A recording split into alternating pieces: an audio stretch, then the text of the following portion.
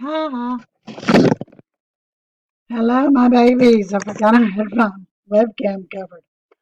I'm going to take you through period 6 right now. And let me show you really quickly because I'm going to do it very, very condensed. And um, you really kind of need to um, go a little more in depth on your own. But if you will go to Adam Norris's webpage, do you see where it says videos by time period? Is that better? Yeah, I think it is. Um, he divides, you don't need one, you don't need two. But like this one, instead of just an overview, you've got new immigration, Gilded Age, Plessy, um, things like that. So let's go through the big stuff. You're going to have to, um, this cat is up for adoption. He is evil, but he is sweet. Huh. Um, Move. What was I gonna say? I don't know. Um, when you go to take the test, have out your crash course. Um, have it clipped, which I've already done to mine, even though I'm not taking the test. Clip off the stuff you're not going to need. Um, be able to turn directly if it tells you that you're doing something over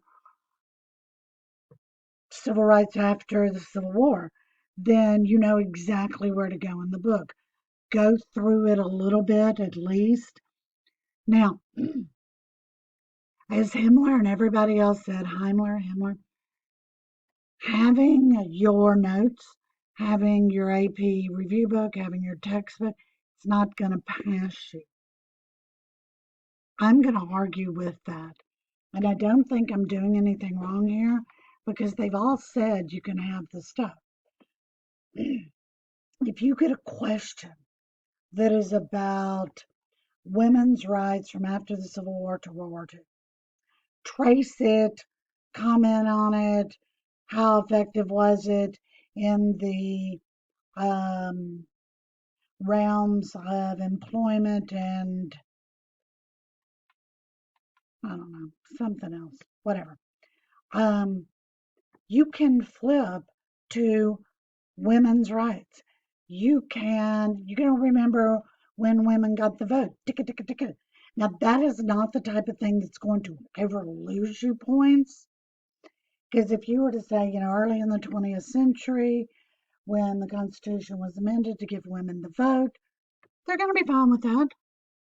But if you want to add um, the amendment, the month, the year, if you want to throw in Lucretia Mott, Elizabeth Cady Stanton, Susan B. Anthony, whatever, that is what it's going to give you. It is going to give you specifics.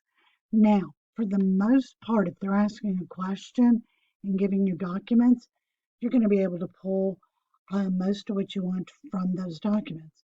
My question is this year, because back in the day we had 11 documents, use 9, and then we had 9, use 8, and then we had 7, use as many as you can, now we have 5. I'm just hoping that maybe necessary information isn't missing. Okay, I'm going to get into the time period now. I'm just telling you if you get a question that is smack dab in the middle of period 6, flip your dadgum book open to period 6. Um, have your Alan Brinkley textbook out. Flip to, the Hayes Tilden Compromise. I don't know, whatever it's going to cover. So let me, I haven't looked at this in 2 weeks. Um, this is the end of Reconstruction through Theodore Roosevelt. Theodore Roosevelt's presidency, anyway. The Gilded Age is what this is called. This is all of our big guys. Carnegie, Vanderbilt, um, J.P. Morgan, all of the Henry Clay, not Henry Clay, Henry Clay Frick, um, all of these different people that Mark Twain, who was a very insane, not just a funny guy, not just a social commentary guy, but he's funny. And this was, I mean, he was sarcastic. This was his sarcasm at the best, the Gilded Age. Well, everybody, oh, the Gilded Age, it's shiny and bright and beautiful. Yeah, but gilding is that very, very thin layer of silver gilt or gold gilt or whatever, like on kids' costume jewelry, like on, that fake princess wand you have as a kid. It's not real. And if you scratch it right beneath the surface, do not get in a fight. Um, right beneath the surface, you're going to find junk. So things appeared to be good on the surface underneath social, economic, and political issues. Now, the practice test, um, which is in that video that I give you as a timer thing, I thought had a really horrible question. It was like, trace the cultural changes through 50 years. Okay, your documents narrowed it down, but that's a really huge question. Normally, you get something like what were the social and economic ramifications of X?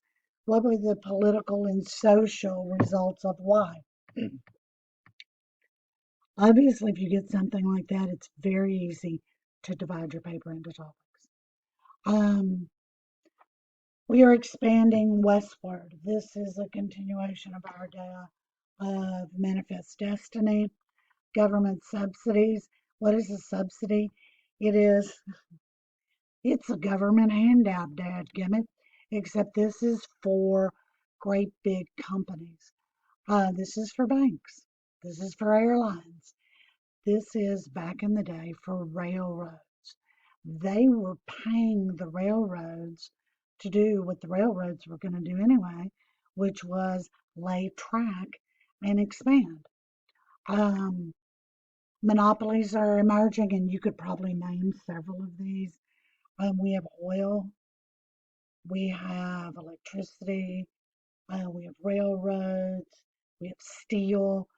Um, Businesses are looking everywhere for markets, even though they corner the market where they already are.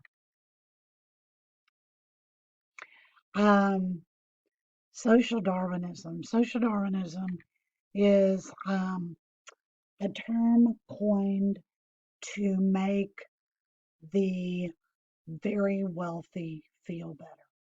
At this point in our country, we really don't have much of a middle class.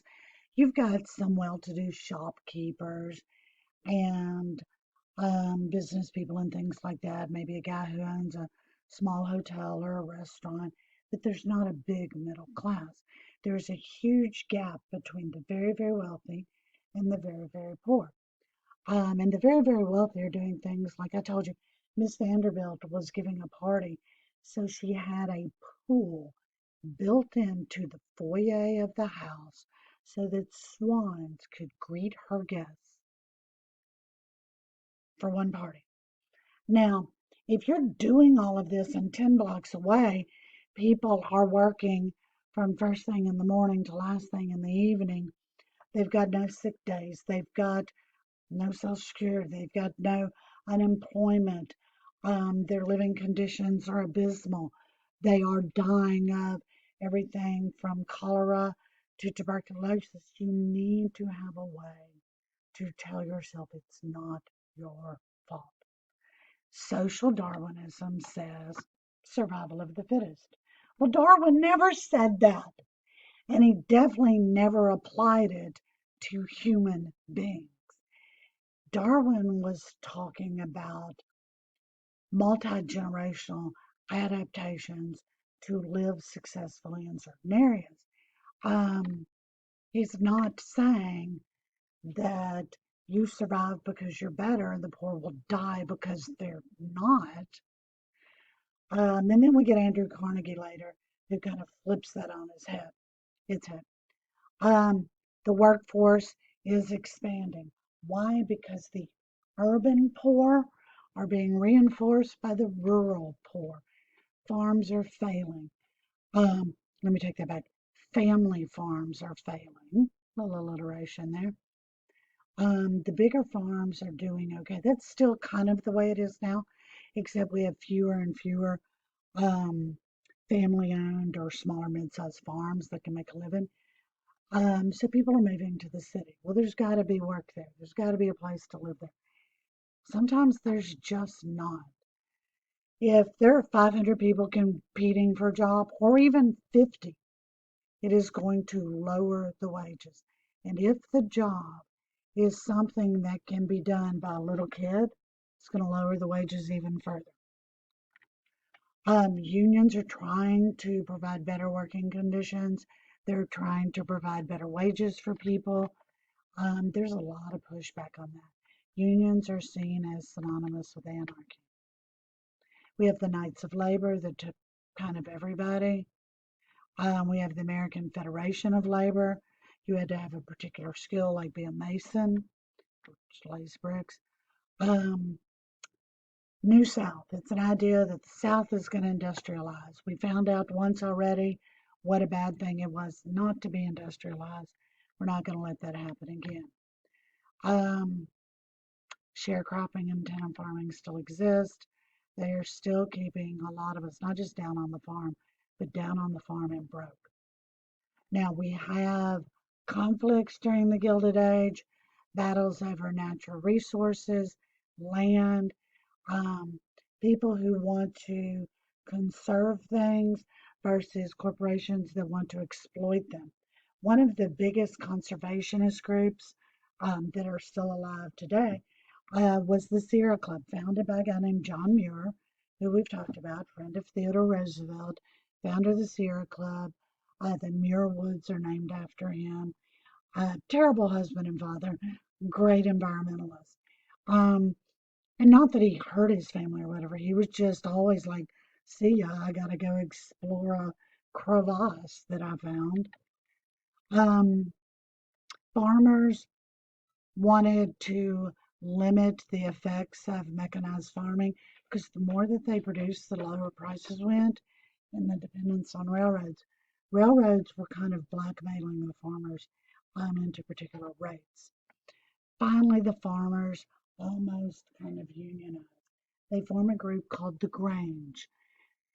And this comes about from farmers sitting and talking and going, hey, I got 10 cents a bushel for my whatever. And the other guy goes, well, I got 12. Well, if I'd have had that information, I could have bargained better. So now if they work together, maybe they can. Stop it.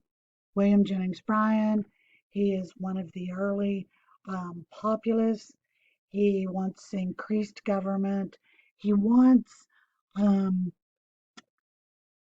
control over the things that govern people's lives. Railroads, telegraphs. Today it would be airports, water supply, things like that. The Omaha platform, a lot of people are asked to run on it with an idea of we're going to regulate these things, we're going to all benefit from it. It's the direct election of senators, the income tax. A lot of these ideas were adopted later by the progressives. Um, I think I've got like less than a minute before my timer runs out. That's Boss Tweed. We have new immigration. People don't have the money to go anywhere but the cities. They get off the boat, that's where they stay. A lot of people are discriminated against. Nina, no Irish need apply. Italians were called WAPs. Um, People are treated badly. They're put into um, ethnically homogenous neighborhoods. I don't know. Little Italy, Chinatown, things like that. Women are working in factories when before women didn't have to work. But political machines and settlement houses, that's Jane Addams' Hull House, are emerging and helping people learn how to bargain, learn how to work better.